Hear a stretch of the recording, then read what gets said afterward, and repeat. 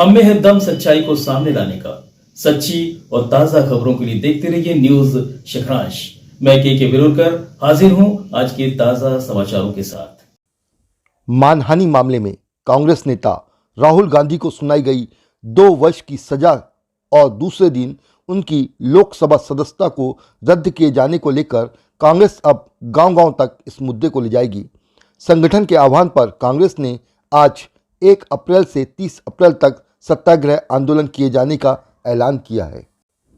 पत्रकार वार्ता के दौरान कांग्रेस के जिलाध्यक्ष एवं विधायक बैहर संजय सिंह उइके ने कहा कि संसद में राहुल गांधी ने सरकार से सवाल किया था कि आखिर अडानी सेल में लगे 20,000 करोड़ किसके हैं, जिसे डिफेंस में काम में लगाया गया है, और अक्सर प्रधानमंत्री नरेंद्र मोदी के विदेश दौरे पर अडानी उनके साथ क्यों होते हैं।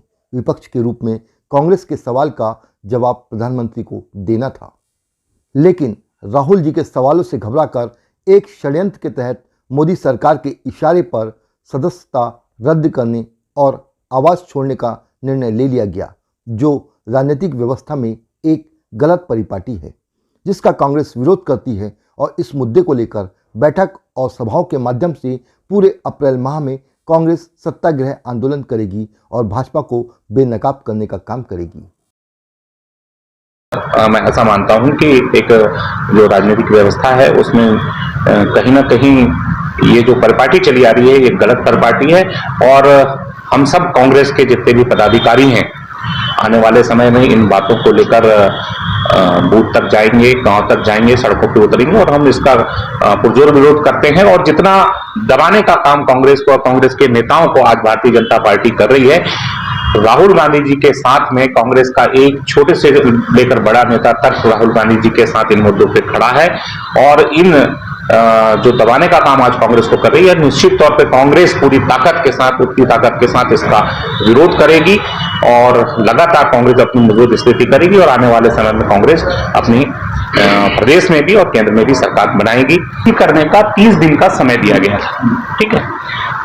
अब उनको लोकसभा अध्यक्ष को 30 दिन तो कम से कम वेट किया जाना चाहिए था उनकी सदस्यता समाप्त। ऐसी क्या जल्दी थी कि 24 घंटे के अंदर में उनकी सदस्यता समाप्त कर दी गई। ये कानून है, भारत का कानून है, भारत का संविधान है कि हर किसी को बचाव का मौका दिया जाता है।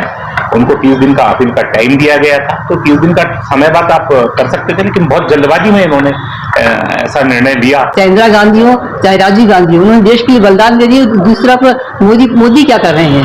मोदी देश का माल लेकर के बाहर भाग रहे हैं। तो ये सब क्या चल रहा है? इसको लेकर यदि बात उठाते हैं तो हम कांग्रेस की बात को दबाने का प्रयास करते हैं। कांग्रेस विपक्ष में बैठी है तो कांग्रेस को बोलने का अवसर मिलना चाहिए। जैसे हिना जी ने कहा, हमारे जिलाध्यक्ष जी ने कहा कि और बहुत सारे मुद्दे हैं जिसमें चर्चा हमारे और साथी अभी पत्रकार वार्ता में कहेंगे।